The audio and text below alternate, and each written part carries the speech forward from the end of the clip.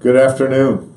Good to see you again this afternoon, and we're a day early from what we told you, but we needed to do this on Wednesday rather than Thursday, and got a couple of different things that happened this week that I want to share with you. First of all, yesterday afternoon we did have the State of the City Chamber-sponsored event that was held here in Boerne, and we had a big crowd, biggest crowd ever that had showed up, somewhere around 240, 250 people. So then last night we had a city council meeting and more things that happened there. So let me start going down the list to share with you. Last night in our public comments, which is on the front of the city council's agenda, offers anybody the opportunity to come before council and to bring up any subject that they would like to.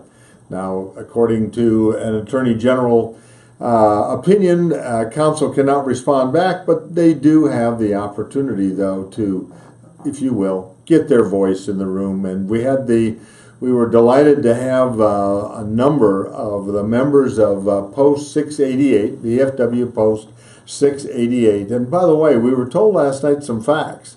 One I want to share with you. It is the second oldest VFW post in the state of Texas, is right here in Boerne. We heard from the commander. We then heard from a number of other that were in the room, and they were giving us an update as to their progress in this community, giving us an update on their search of a permanent facility that they might be able to call home here in Boerne or Kendall County. But it's always good to have the veterans in our midst. One of the things that we did talk about last night at City Council, we had 3 public hearings. One was on an accessory dwelling that somebody wanted to put on their property. Second one was putting LID, or low impact development, on our development ordinances, especially around any kind of a waterway. And then our third one had to do with an overlay district along Herf Road as that development starts to happen there. All 3, then we took action after our public hearings. All 3 were approved. I want to just mention a couple of things on the LIDs. We had taken a look at those. We're going to do a little bit of a wordsmithing on our second reading of that. We wanted to have a waiver in there on our LIDs, and then on the with the updating on our waiver in that ordinance on our low impact development items. On the other one, which was our overlay district, there was the option whether to do that just for commercial or for also include in that on residential. Where the impact of that comes is if somebody's home were to burn, or they had to remodel or whatever have you, we would have to go in and they would have to now adhere to some of our new overlay requirements in that district. And so what we've done now is we have limited that overlay district to development property or commercial property only, which I think was a very fair thing to do. We got an update. It's been another year of our public art. You know, there's public art sitting all around the city, 10 different pieces. People get to vote on those all year long, and the top 3 vote getters were the Bull, the Solar Wind, and the Foundation at Duda. The council had an awful lot of fun with that name last night, but those were the 3 top picks out of the 10 that we've had on display for a year. Those are the 3 that we'll go ahead and purchase, and we will be putting on permanent display now with the city of Boerne. We had a couple of mayoral appointments last night. 2 of those were to our Kendall County Library Board, and then one was to the Executive Board and the Board for the Economic Development Corporation there. We did, in executive session, had an item on there that had to do with consultation with our attorney. We came out and took action on that item, and that had to do with our development agreement at 17 Herf Road.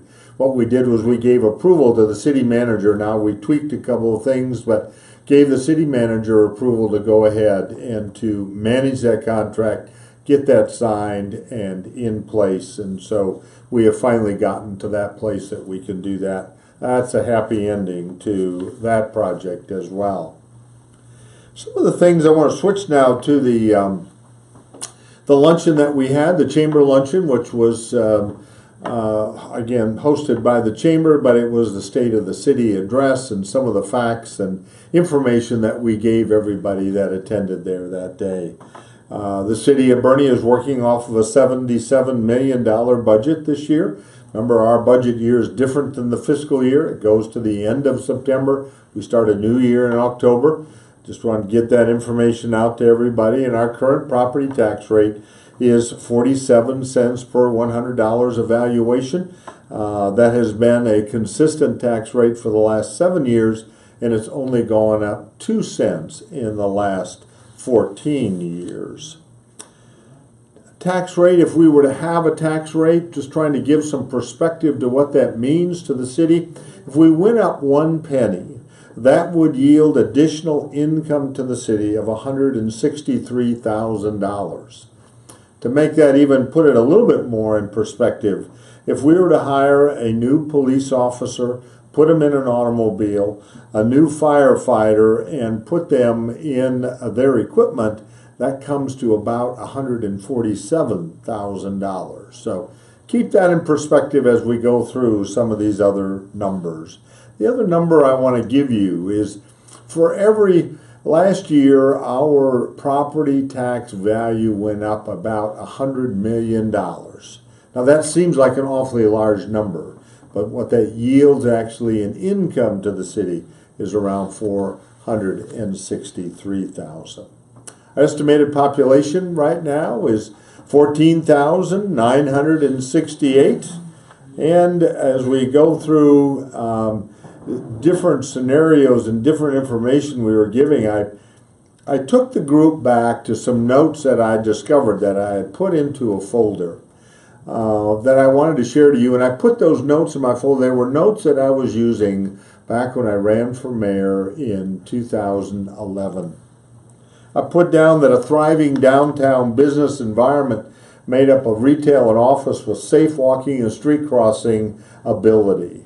Another one was access of walking trails, neighbors who greet each other with a smile, a sense of belonging through having an environment of the arts and great schools, good commerce, access to history, those types of things, opportunities to enjoy our out of doors, and planning diligently to be prepared for new folks, new schools to educate, and roads, because mobility is one of our top priorities, as you know.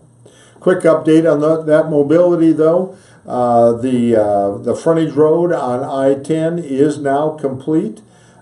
Scenic Loop will be done this summer. That's the one there at Scenic Loop and Cascade Caverns by our Ford dealership here in town. 46 expansion from Herf out to Ammon Road. That will begin in late 2018. They have now finished up the engineering. They have finished up where we need to be moving utilities.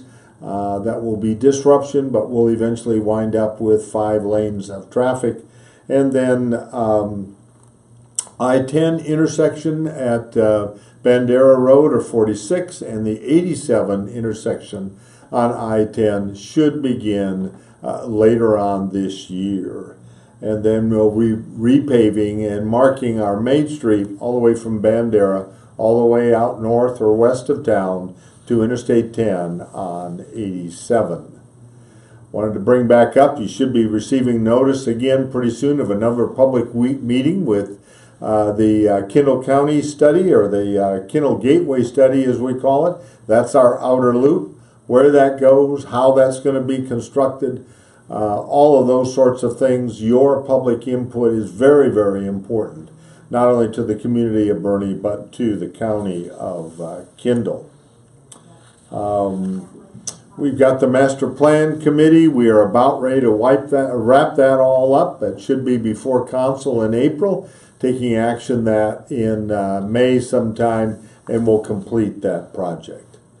Trail system that I mentioned a little bit earlier. We've got 3.5 miles of current trails going through the city of Boerne. Going to be adding 1.1 miles to that. That construction is finally started. We'll be building a little bit of a bridge from the back of the library over to number 9, and then we're going to take it from City Park out through the Cibolo Nature Center, Fairgrounds, Trails of Herf Ranch, and the ranches at Creekside to finish all of that up. A couple of weeks ago, we had groundbreaking out at the new Hotel Conference Center. It's going to be a beautiful facility with 120 rooms, going to have around 7,500 plus square feet of meeting space, and it'll be right across the road from the 3-story surgical center that is going up right now. You can see that at Sobo or South Boerne right there by I-10. City Hall, 99% complete on the design work. We'll have 50% of the construction drawings here in March, and we hope to break ground in May and should be completed by November or December of 2019. So, it keeps us awful busy.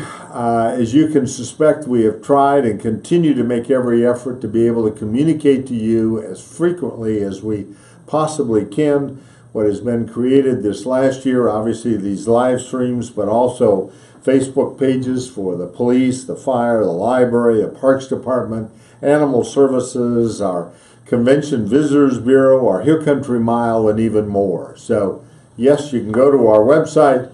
Yes, you can go to all those Facebook pages and keep up with all that's going on here in Boerne. Thanks again so much for being with us today. Any questions, please send those in. We'd be happy to address those here, and we'll see you in a couple of weeks. Thanks so much and have a great day.